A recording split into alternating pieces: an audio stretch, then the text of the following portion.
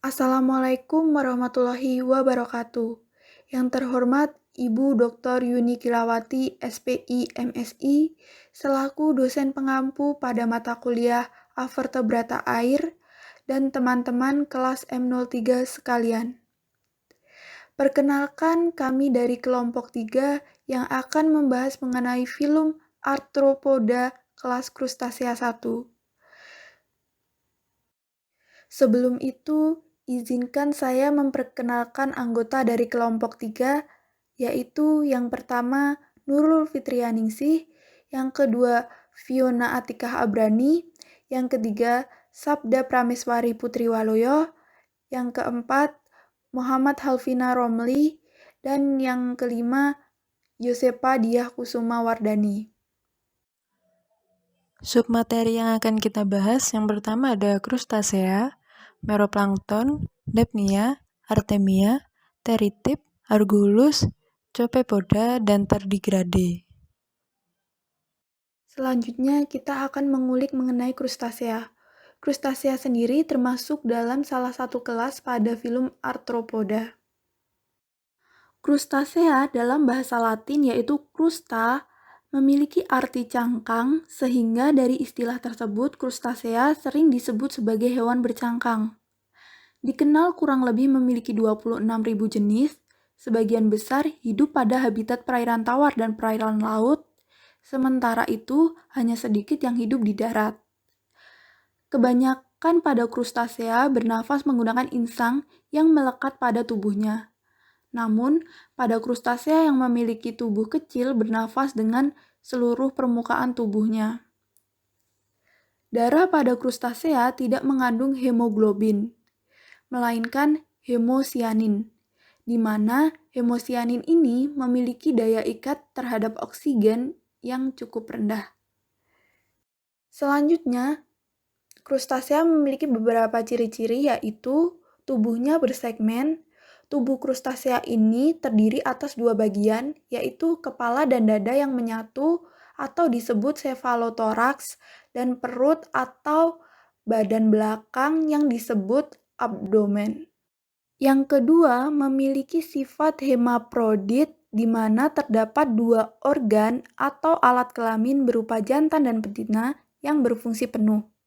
Yang ketiga, sistem sarafnya disebut sebagai sistem saraf tangga tali, di mana ganglion kepala atau otak saling terhubung dengan antena atau sebagai indera peraba, lalu mata sebagai indera penglihatan, dan statosista sebagai indera keseimbangan. Yang keempat, memiliki pencernaan yang sempurna karena terdapat mulut dan anus pada tubuhnya. Makanan krustasea berupa bangkai hewan-hewan kecil dan tumbuhan. Sisa pencernaan selain dibuang melalui anus, juga dibuang melalui alat ekskresi yang disebut sebagai kelenjar hijau terletak di dalam kepala. Yang kelima, krustasea bergerak menggunakan kaki-kakinya, yaitu satu pasang setiap ruas pada abdomen. Berfungsi untuk berenang, merangkak, atau menempel di dasar perairan. Serta yang terakhir, pada sistem peredaran darah krustasea disebut sebagai sistem peredaran terbuka, yaitu tanpa melalui pembuluh darah. Lalu, terdapat krustasea 1, di mana krustasea ini memiliki ukuran tubuh kecil, umumnya terdiri dari udang sederhana berupa meroplankton dan tardigrade. Pada udang sederhana terdiri dari Dapnia sp, Artemia salina, Teritip, Argulus, dan Copepoda. Krustasea merupakan hewan yang memiliki banyak manfaat dan peranan. Krustasea memiliki peranan ekologis yang cukup penting. Umumnya berperan sebagai penyedia makanan pada rantai makanan bagi organisme yang memiliki struktur trofik yang lebih tinggi darinya. Biasanya, krustasea pada subkelas Entomostraka memiliki manfaat di dunia industri perikanan sebagai pakan ikan.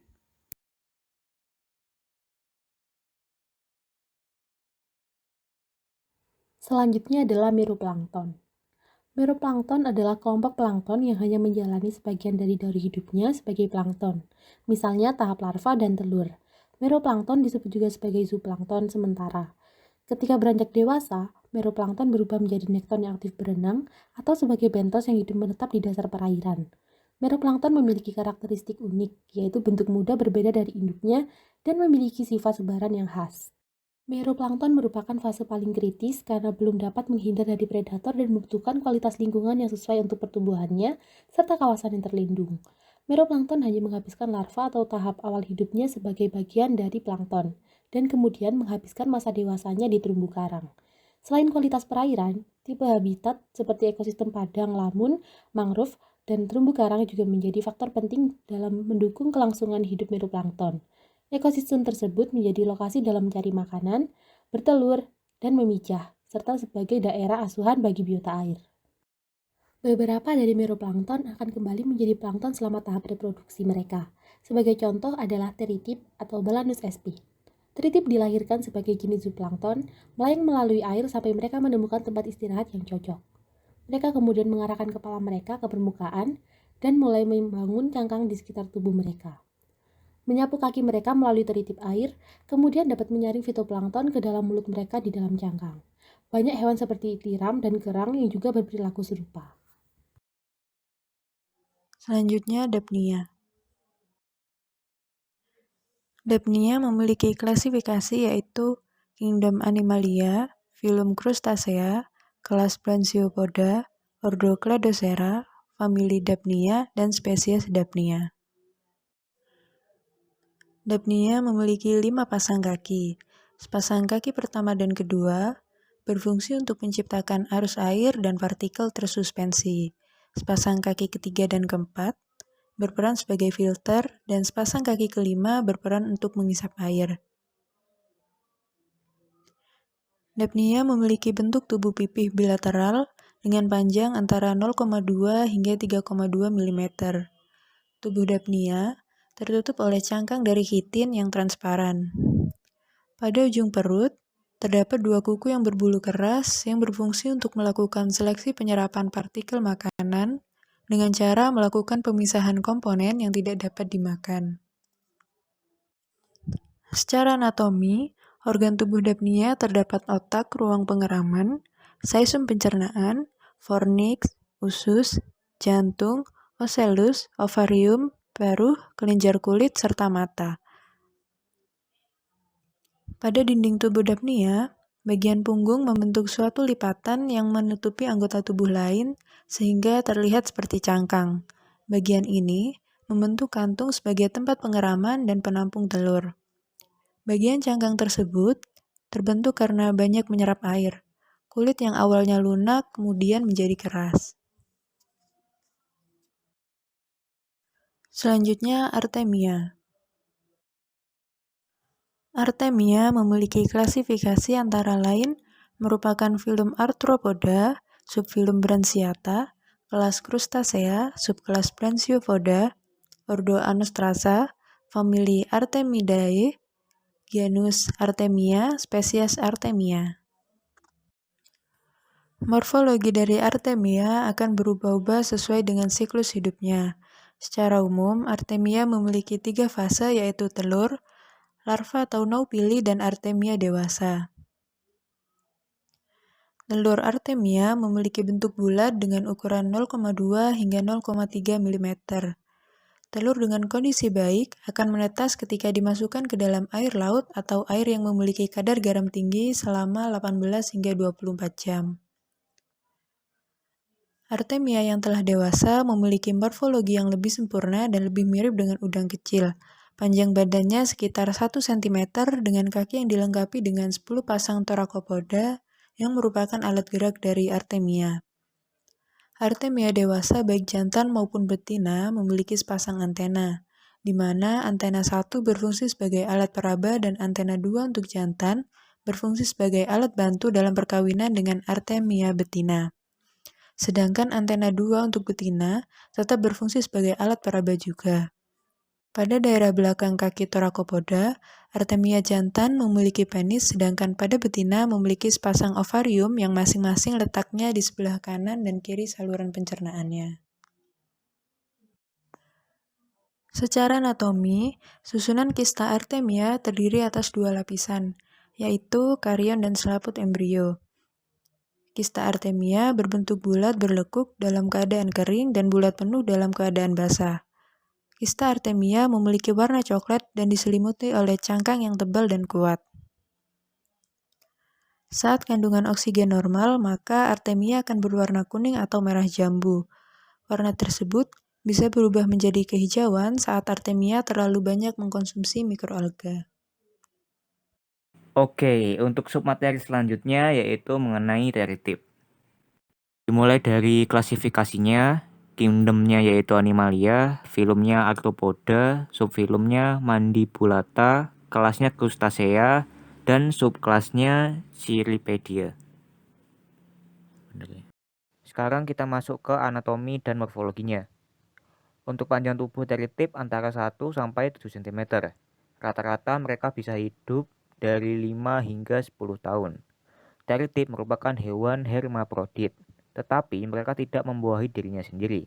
Mereka juga tidak melepaskan telur dan sperma ke dalam air pada saat bersamaan.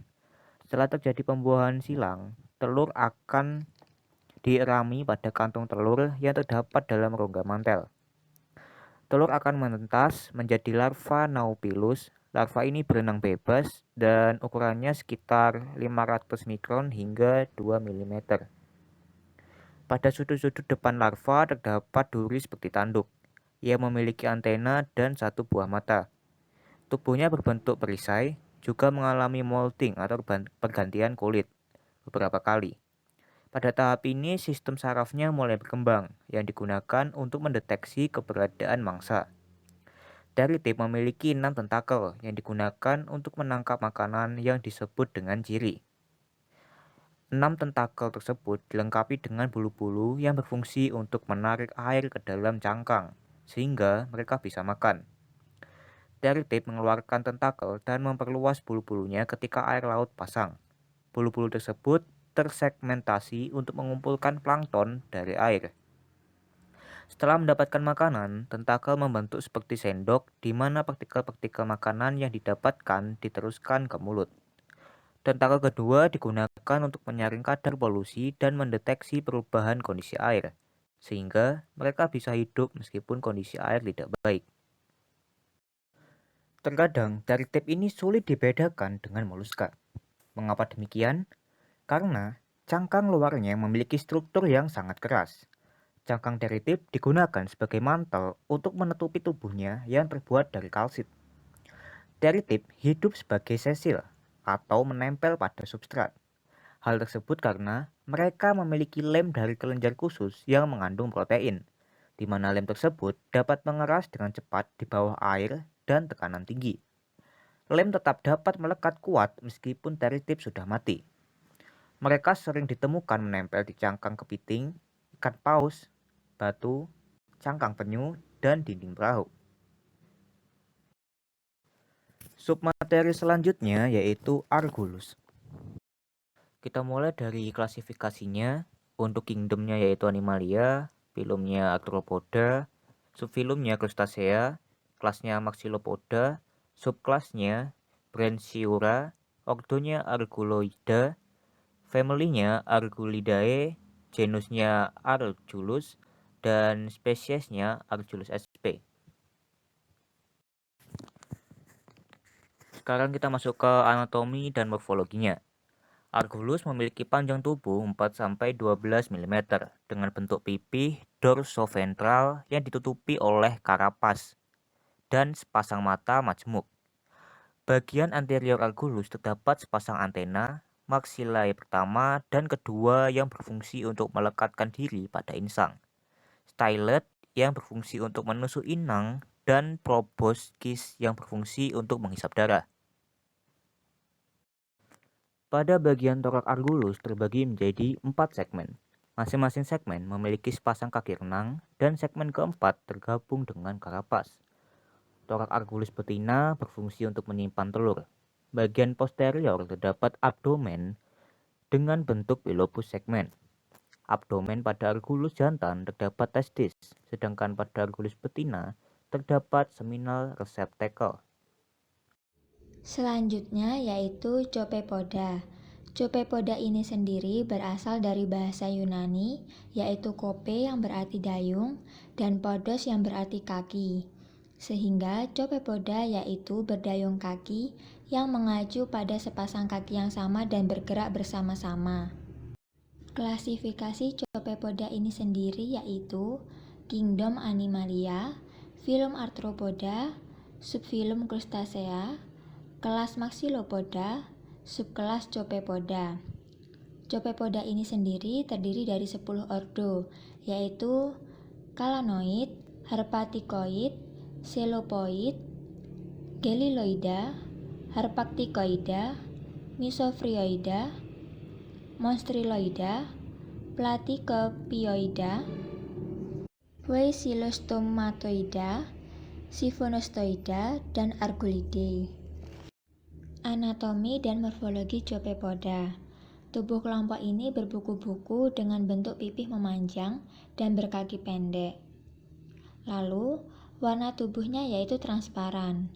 Biasanya, warna merah, ungu, biru, dan sebagainya yang ada pada Copepoda itu warna yang ditimbulkan oleh makanan yang dimakannya. Yang ketiga, memiliki antena. Kemudian memiliki ekor pendek di belakang atau urosom. Pada betina memiliki cadangan telur di bawah abdomennya.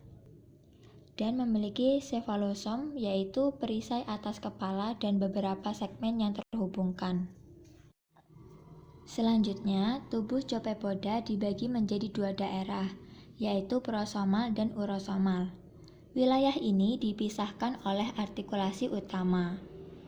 Pada bagian prosomal dibagi menjadi dua bagian, yaitu cephalothoraks dan abdomen yang lebih kecil dibandingkan dengan cephalothoraks.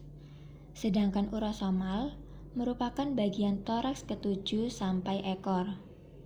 Hampir semua bagian tubuh ditemukan pada segmen prosomal, kecuali untuk bagian spiny. Pada segmen tubuh terakhir disebut caudal ramus. Cephalothorax sendiri mempunyai 5 pasang anggota tubuh, yaitu terdiri dari antena pertama, antena kedua, mandible, maksila pertama, dan maksila kedua. Antena pertama berjumlah 25 segmen yang berfungsi untuk alat sensor, gerak, dan proses pembuahan, agar jantan dapat menempel pada betina. Sedangkan antena kedua ukurannya lebih pendek, berfungsi sebagai alat sensor yang akan mengirimkan sensor ke otak pada saat terancam atau ada mangsa.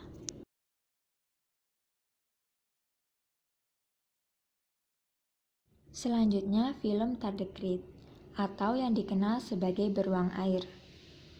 Mengapa dinamakan sebagai beruang air? Karena memiliki cakar dan gaya berjalan yang lamban menyerupai beruang. Anatomi dan morfologi tardigrade. Tardigrade memiliki tubuh yang berbentuk gendang dengan 4 pasang kaki yang gemuk. Panjangnya berkisar dari 0,1 hingga 0,5 mm. Spesies terbesar yang telah diketahui yaitu mencapai 1,2 mm. Tubuhnya terdiri dari kepala, 3 ruas tubuh dengan masing-masing sepasang kaki, dan bagian belakang terdiri dari 4 pasang kaki. Kakinya ini tidak memiliki persendian, namun pada masing-masing kaki mereka memiliki 4 hingga 8 cakar. Selain itu, kakinya juga berlubang, dan masing-masing ujungnya memiliki 1 hingga 12 jari yang berujung dengan cakar. Tardigrades biasanya memiliki 2 bintik mata di kepalanya.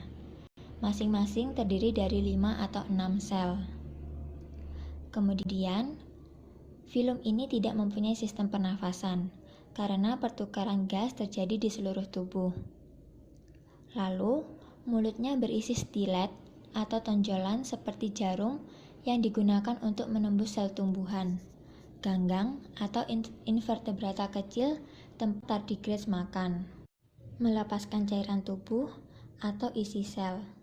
Stilet ini dapat hilang ketika mereka berganti kulit. Dan nantinya, sepasang baru akan dikeluarkan dari sepasang kelenjar yang ada di kedua sisi mulut. Selanjutnya yaitu habitat. Habitat yang biasa dijumpai tardigrade adalah lumut, lumut kerak, dan lumut hati. Mereka sering ditemukan ketika sepotong lumut direndam dalam air. Namun, mereka juga dapat ditemukan di lingkungan lain, seperti tanah, pantai, bukit pasir, dan sedimen air tawar atau laut, dan juga di dasar sungai, danau, daerah yang lembab, berbatu, dan lautan. Tardigrade berperan sebagai subjek penelitian untuk perkembangan ilmu sains, khususnya di bidang transplantasi. Kemudian, tardigrade ini masih dikembangkan bahwa protein dari tardigrade ini dapat melindungi manusia dari radiasi. Berikut merupakan sumber-sumber referensi yang kami gunakan dalam menyusun presentasi kali ini.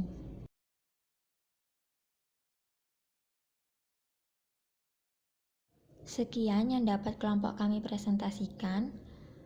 Terima kasih atas perhatian teman-teman semua. Mohon maaf apabila ada kesalahan, dan jika teman-teman ingin bertanya bisa melalui kolom komentar ataupun kolom chat.